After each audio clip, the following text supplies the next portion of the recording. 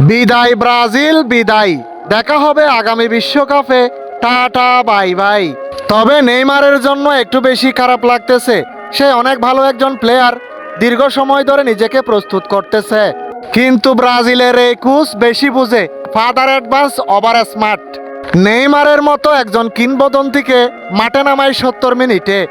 এখন কথা হচ্ছে, ব্রাজিলের প্লেয়াররা তো ওইখানে সিকিউরিটি নিয়ে নিরাপদে আছে, কিন্তু এদিকে তো ব্রাজিলের সাপাবাজ সাপোর্টারদের মুখে আর্জেন্টিনার আফার সাপোর্টাররা সুনকালি মাখাইতেছে, ট্রল করতেছে।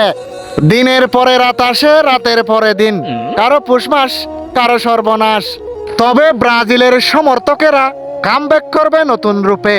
দরকার হলে অন্য দলের সাথে জোট করে নাম পরিবর্তন করবে। যেমন বলতে গেলে সামনের ম্যাচে হবে মিশোজিল, আবার হতে পারে ব্রাজিল, আবার নয়তো বা পর্তুজিল।